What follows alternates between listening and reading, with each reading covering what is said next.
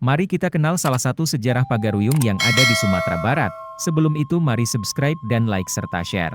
Munculnya nama Pagaruyung sebagai sebuah kerajaan tidak dapat diketahui dengan pasti. Dari tambo yang diterima oleh masyarakat Minangkabau tidak ada yang memberikan penanggalan dari setiap peristiwa-peristiwa yang diceritakan. Bahkan jika menganggap Aditya Warman sebagai pendiri dari kerajaan ini, tambo sendiri juga tidak jelas menyebutkannya.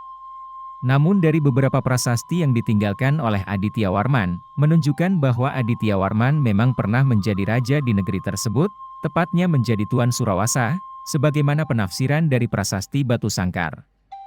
Dari manuskrip yang dipahat kembali oleh Aditya Warman pada bagian belakang Arca Amoghapasa, 8, disebutkan pada tahun 1347 Aditya Warman memproklamirkan diri menjadi raja di Malayapura. Aditya Warman merupakan putra dari Adaya Warman seperti yang terpahat pada prasasti Kuburajo, dan anak dari Dara Jingga Putri dari kerajaan Darmasraya seperti yang disebut dalam Pararaton. Ia sebelumnya bersama-sama Mahapatih Gajah Mada berperang menaklukkan Bali dan Palembang. Pada masa pemerintahannya kemungkinan Aditya Warman memindahkan pusat pemerintahannya ke daerah pedalaman Minangkabau.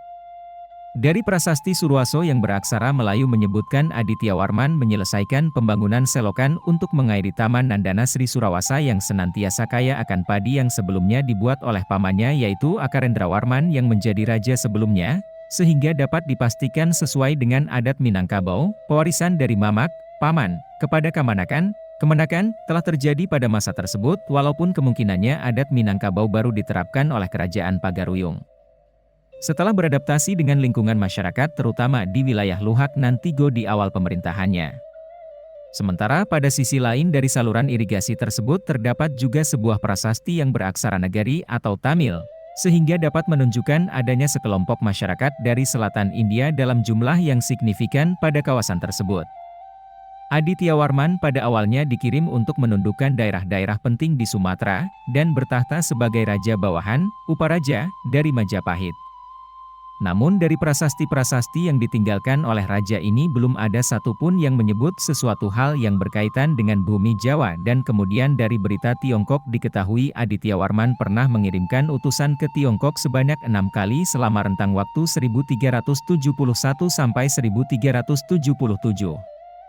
Setelah meninggalnya Aditya Warman, kemungkinan Majapahit mengirimkan kembali ekspedisi untuk menaklukkan kerajaan ini pada tahun 1409. Legenda-legenda Minangkabau mencatat pertempuran dahsyat dengan tentara Majapahit di daerah Padang Sibusuk. Konon daerah tersebut dinamakan demikian karena banyaknya mayat yang bergelimpangan di sana.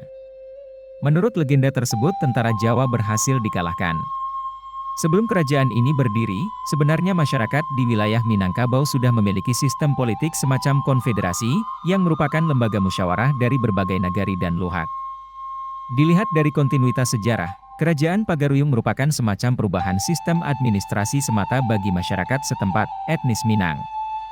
Pengaruh Hindu-Buddha. Pengaruh Hindu-Buddha di Sumatera bagian tengah telah muncul kira-kira pada abad ke-13, yaitu dimulai pada masa pengiriman ekspedisi Pamalayu oleh Kertanagara, dan kemudian pada masa pemerintahan Aditya Warman dan putranya Anangga Warman. Kekuasaan dari Aditya Warman diperkirakan cukup kuat mendominasi wilayah Sumatera bagian tengah dan sekitarnya. Hal ini dapat dibuktikan dengan gelar Maharaja Diraja yang disandang oleh Aditya Warman seperti yang terpahat pada bahagian belakang Arca Amoghapasa, yang ditemukan di hulu Sungai Batanghari, sekarang termasuk kawasan Kabupaten Darmasraya. Dari prasasti Batu Sangkar disebutkan Anangga Warman sebagai Yuvaraja melakukan ritual ajaran tantris dari agama Buddha yang disebut Hevajra yaitu upacara peralihan kekuasaan dari Aditya Warman kepada putra mahkotanya. Hal ini dapat dikaitkan dengan kronik Tiongkok tahun 1377 tentang adanya utusan Sanefotesi kepada Kaisar Tiongkok yang meminta permohonan pengakuan sebagai penguasa pada kawasan Sanefotesi.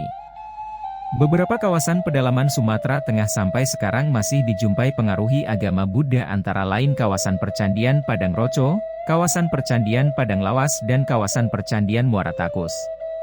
Kemungkinan kawasan tersebut termasuk kawasan taklukan Aditya Warman, sedangkan tercatat penganut taat ajaran ini selain Aditya Warman pada masa sebelumnya adalah Kubilai Han dari Mongol dan Raja Kertanegara dari Singhasari.